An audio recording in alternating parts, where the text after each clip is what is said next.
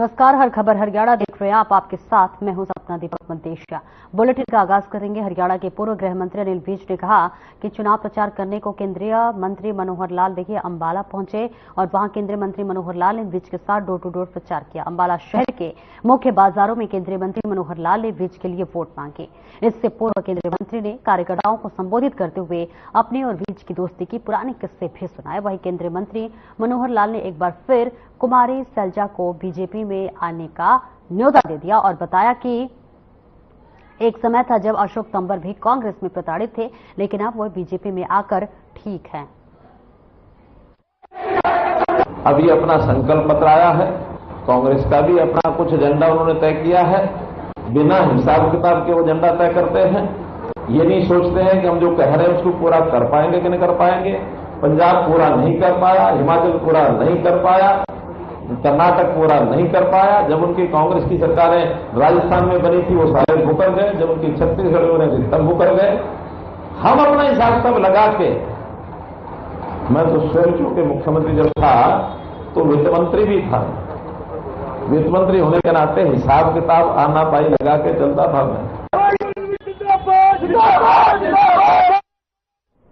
और पंचकुला से इस वक्त की बड़ी खबर सामने आ रही है, जहां कुमारी सैलजा को बीजेपी में शामिल होने का मौका मिला है। जी हां, मुख्यमंत्री नायब सैनी ने प्रतिक्रिया दी है। कांग्रेस दलित विरोधी है, कांग्रेस दलितों का सम्मान नहीं करती, दलित नेता कांग्रेस में नहीं बढ़ सकते आगे। कांग्रेस दलित नेताओं को आगे बढ़ने पर कुचल दे दी गई। ये बड़ी जानकारी, बड़ी खबर पंचकुला से दे रहे, जहां पर सीएम नायब सिंह सैनी का प्रतिक्रिया सामने आया, जहां उन्होंने कहा कांग्रेस दलित विरोधी है, कांग्रेस दलित विरोधी है, दलित नेता कांग्रेस में आगे बढ़ नहीं सकते। जी हां, आपको बताते चले पंचकुला से ये बड़ी खबर जरा बता रहे हैं, जहां पर कुमारी सैलजा को बीजेपी में शामिल होने के लिए न्योता मिला है। जी हां, बता दें कुमारी सैलजा को लेकर लगातार बीजेपी तंज करती हुई नजर आ रही थी और आरोप लगा रही थी कांग्रेस पर कि कुमारी सैलजा दलित होने के नाते उन्हें कांग्रेस में वो मान सम्मान नहीं मिल रहा जो कि एक जो है महिला को मिलना चाहिए, नेता को मिलना चाहिए। उसके बाद से लगातार ये खबरें सामने आ रही थी कि कुमारी सैलजा बीजेपी में शामिल हो सकती है। और इस बीच प्रतिक्रिया और वही कालावाली से बड़ी में किसान भारतीय किसान एकता बीके के बैनर तले अपनी मांगों को लेकर डटे हुए हैं। आपको बता दें कि 13, 14 और 21 फरवरी को हरियाणा की बीजेपी जेजेपी सरकार द्वारा हुए जुल्मों का शिकार चकेरिया गांव भी हुआ है और 14 फरवरी को खनौरी बॉर्डर पर किसानों को दिल्ली जाने से रोकने के लिए आंसू गैस के गोले, इंजेक्टर, मोर्टार और पायलट बुलेट चलाई गई है, जिसमें वह किसान जुगरदीप सिंह चकेरिया गंभीर रूप से घायल हुआ था। उसके बाद में 8 टाके आए थे, जिसके चलते ग्रामीणों में बीजेपी जेजेपी के खिलाफ भारी रोष व्याप्त है। जैसे ही ग्रामीणों को भनक लगी कि विधानसभा हल्का कालावाली से बीजेपी प्रत्याशी राजेंद्र सिंह देसू योद्धा वोट मांगने के लिए चकेरिया आ रहा है, किसान चुनावी जनसभा वाले स्थान पर काले कपड़े पहनकर हाथों में काले झंडियां लेकर वहां पहुंच गए, जिसके चलते ही बीजेपी प्रत्याशी को अपना प्रोग्राम रद्द करना पड़ा।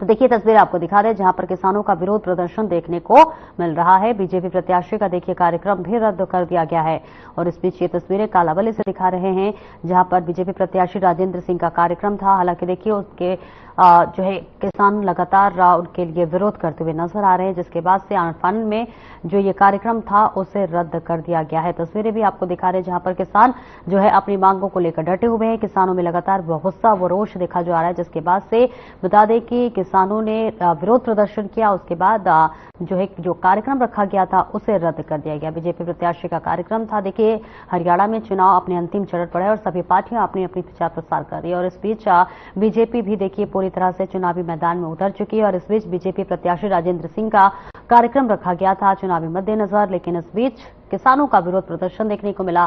किसानों ने बीजेपी प्रत्याशी के खिलाफ विरोध प्रदर्शन किया, जिसके बाद से जो कार्यक्रम रखा गया था उसे रद्द कर दिया गया। तो देखिए किसानों का जो गुस्सा है हरियाणा में वो लगातार बढ़ते हुए नजर आ रहा है। सरकार के प्रति किसानों का जो गुस्सा है वो थमने का नाम नहीं ले रहा है और किसान लगातार प्रदर्शन करते हुए नजर आ रहे हैं, सरकार के खिलाफ नारेबाजी कर रहे हैं और इस बीच ये तस्वीरें आपको दिखा रहे हैं कालावली से, जहां पर विरोध में जो है बीजेपी प्रत्याशी के किसान उतर गए और बता दें प्रत्याशी जो बीजेपी के थे वो कार्यक्रम के तहत जो है कार्यक्रम में जाने वाले थे, लेकिन इस बीच किसानों का विरोध देखने को मिला। और वही हरियाणा के सिरसा के डबवाली में शनिवार शाम सरियाम गला रेत कर एक युवक की हत्या कर दी गई। वारदात को अंजाम देने के बाद आरोपी मौके से फरार हो गए। पुलिस उन्हें तलाश कर रही है। तो वही सूचना पाकर डबवाली पुलिस मौके पर पहुंचे। मृतक के शव को नागरिक अस्पताल के शवगृह में रखवा दिया है। पुलिस घटनास्थल के आसपास लगे सीसीटीवी की फुटेज खंगाल रही है। इसी आधार पर आरोपियों की पहचान कर उन्हें गिरफ्तार किया गया है। फिलहाल घटना का कारण अभी पता नहीं चल सका है।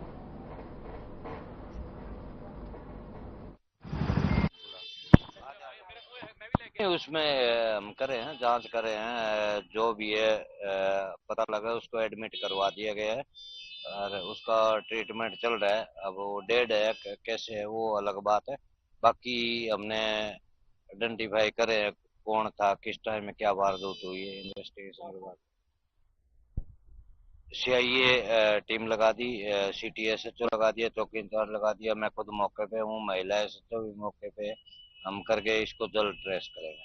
सर कितनी टीमें बनाई गई? 5 टीमें बनाई गई।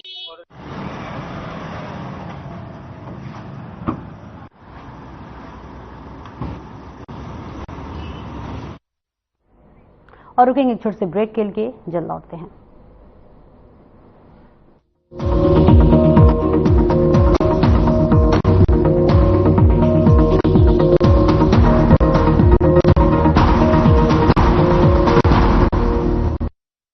क्या रंग खिला, क्या रूप सजा, मैंने ही नहीं दुनिया ने कहा।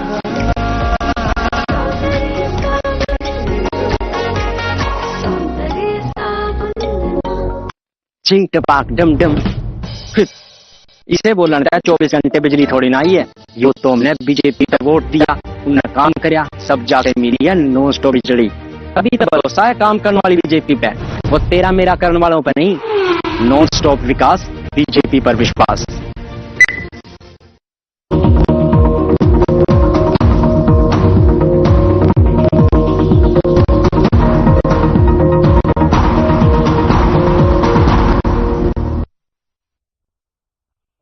और ब्रेक के बाद एक बार फिर से स्वागत है आपका। बढ़ते हैं खबरों की ओर। हिसार में भिवानी सिवानी एरिया के शेखपुरा के नजदीक राज्यसभा सांसद सुभाष बरावा की गाड़ी पेड़ से टकरा गई। सड़क दुर्घटना में घायल सांसद सुभाष बराल को घायल अवस्था में उपचार के लिए अस्पताल में दाखिल करवाया गया। हिसार के प्रत्याशी मंत्री कमल गुप्ता सुभाष बराला का हाल चाल पूछने के लिए हिसार के निजी अस्पताल में पहुंचे हुए हैं। बताया जा रहा है कि कमर, गर्दन और हाथ पर चोट आई है। वही हादसे में ड्राइवर को चोट नहीं लगी है। और इस बीच आपको बता दें, हरियाणा के बीजेपी सदस्य सुभाष बराला टोनी बराला के अनुसार राज्यसभा सदस्य सुभाष लोहारू विधानसभा के प्रत्याशी जेपी दलाल के चुनाव प्रचार में आए हुए थे। सुभाष बराला प्रचार के लिए 7 से 8 गांव में गए थे। आखिर में जो है कार्यक्रम के बाद गाड़ी में लौट रहे थे और इस बीच तभी अचानक शेरपुरा गांव के पास गाड़ी ब्रेकर के कारण अनियंत्रित हो गई और पेड़ से टकराने से ये हादसा हो गया।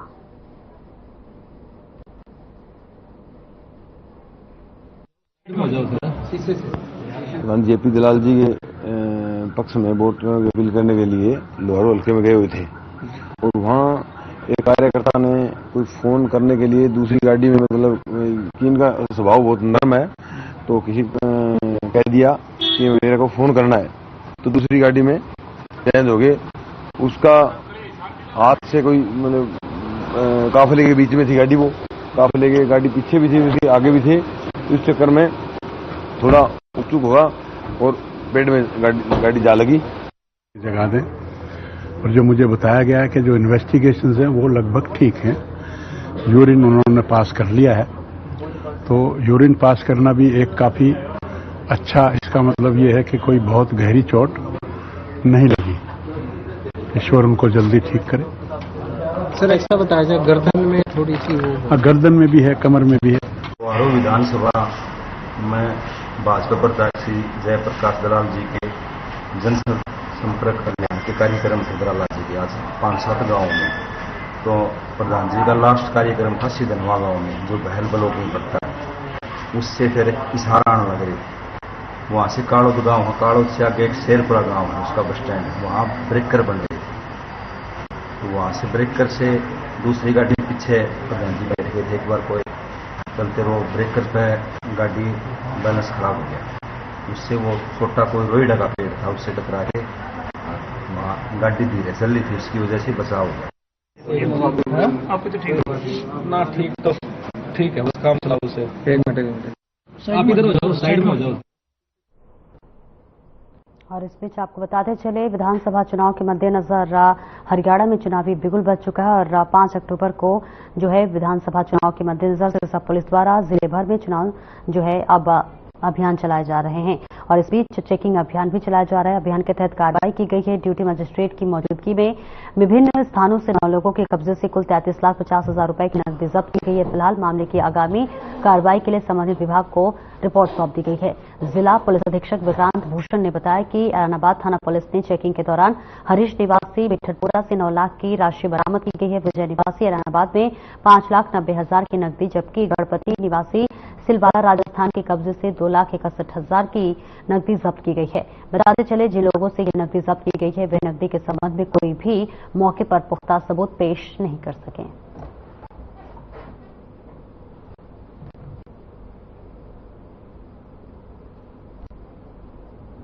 तो देखिए, चुनाव को लेकर पुलिस प्रशासन इस वक्त सख्ती बरतते हुए नजर आ रहा है और इस बीच चुनाव को लेकर लगातार जो है पहरा दिया जा रहा है। पुलिस प्रशासन सुरक्षा के मद्देनजर सख्त हो गई है, लेकिन इस बीच लगातार कई तरह की घटनाएं सामने आई और देखिए इस बीच 33.50 लाख की नकदी जब्त की गई है। जिले में चेकिंग अभियान लगातार चलाया जा रहा है।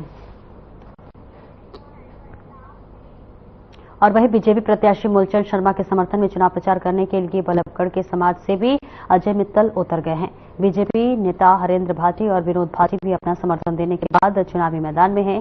बीजेपी के पक्ष में वोटों के प्रचार में जुटे हुए हैं। बता दें, बीजेपी प्रत्याशी मूलचंद शर्मा सेक्टर 2 कार्यालय पर बीजेपी नेता हरेंद्र भाटी और बीजेपी नेता विनोद भाटी की टीम के साथ मीटिंग के बाद चुनाव प्रचार में पूरी युवा टीम भी जुटी है।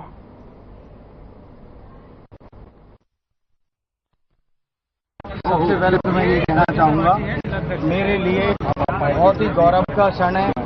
मैंने भारतीय जनता पार्टी चुनी क्योंकि देश के लिए अगर कोई विचारधारा किसी पार्टी के अंदर है तो भारतीय जनता पार्टी के अंदर है। भारतीय जनता पार्टी एक विचारों से बनी हुई पार्टी है जिसके विचार ना कभी खत्म हो सकते ना कम हो सकते। अदरवाइज जितनी भी पार्टी है, चाहे वो कांग्रेस हो चाहे आम आदमी पार्टी हो, वो अपने विचारों से कॉम्प्रोमाइज किया और विचारों से विचारहीन हुई, जिसके कारण उनका पतन होना शुरू हुआ।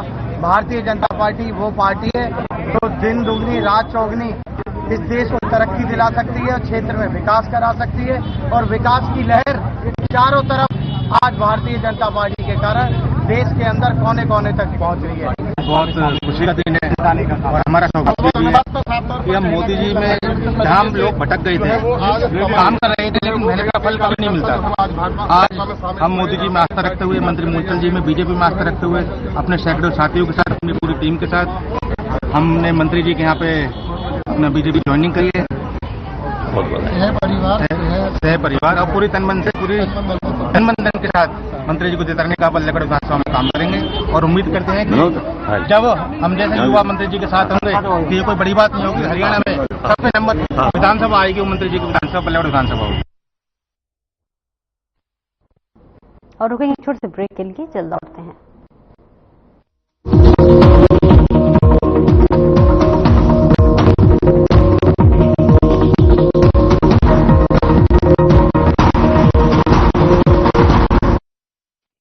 So beautiful, so elegant, just looking like a wow. ऐसे नहीं, हमारे हरियाणा के हाईवे वाव बन गए हैं। ये तो हमने बीजेपी से वोट दिया और एक के बाद एक नेशनल हाईवे बनते गए, वरना पहले तो पता है ना। हाँ भाई, नान रोड चंडीगढ़ पहुंचने शाम हो जाया कर और 4 घंटे में पहुंच जाए। हाईवे से दूरियां घटाई है। अभी तो भरोसा है बीजेपी पे, नॉन स्टॉप विकास, बीजेपी पर विश्वास। मैं क्या जी, सब जानते हैं, जहां दिखे मारियो, अपना समझ के खारियो।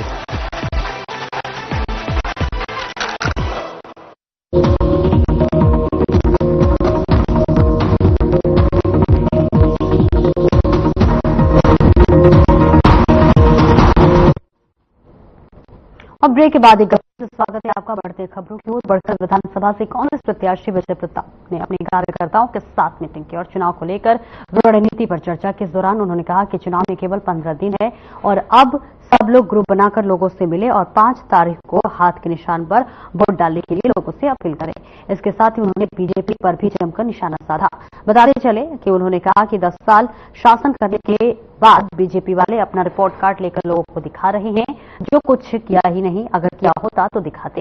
अब ये संकल्प पत्र जारी करके लोगों को लॉलीपॉप दे रहे हैं और हमारा घोषणा पत्र बीजेपी के संकल्प पत्र से ज्यादा मजबूत है, क्योंकि हम विपक्ष में हैं, लेकिन जब हमारी सरकार थी उस समय हमने बीजेपी से ज्यादा काम किया था और उसी काम के आधार पर ही हम अपना घोषणा पत्र लेकर आए हैं।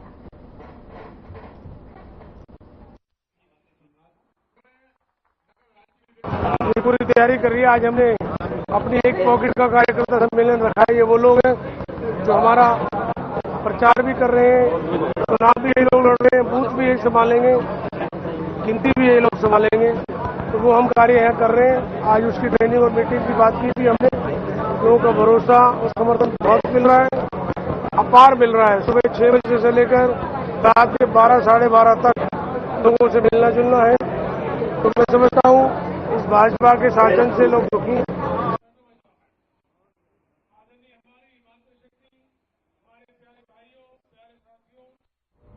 बहादुरगढ़ में निर्दलीय प्रत्याशी समाजसेवी राजेश जून ने शहर की अनाज मंडी और काठ मंडी में जनसंपर्क अभियान चलाकर व्यापारियों और दुकानदारों से वोट की अपील की है। इस दौरान अनाज मंडी और काठ मंडी के व्यापारियों और दुकानदारों ने राजेश जून का फूल माला पहनाकर जोरदार और भव्य तरीके के साथ स्वागत किया।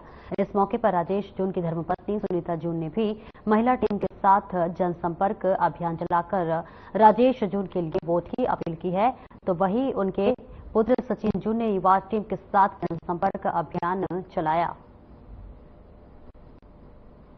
अनाज मंडी और काठ मंडी में लोगों से आज 21 तारीख हो गई। अपने कार्यक्रम के तहत हम आज अनाज मंडी और काठ मंडी का दौरा कर रहे हैं, डोर टू डोर कर रहे हैं।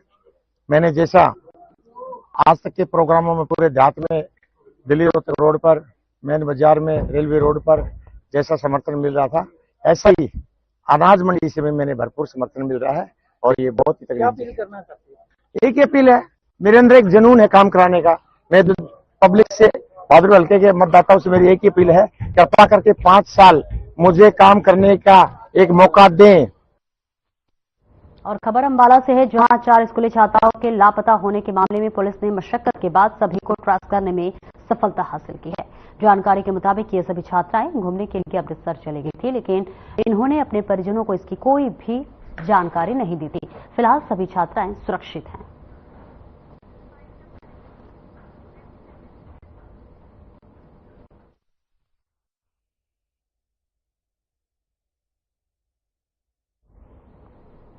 और फिलहाल मेरे साथ बुलेटिन में इतना ही और अब वक्त हो चला है हमारे खास कार्यक्रम डॉक्टर राकेश गुप्ता के साथ प्लस माइनस का।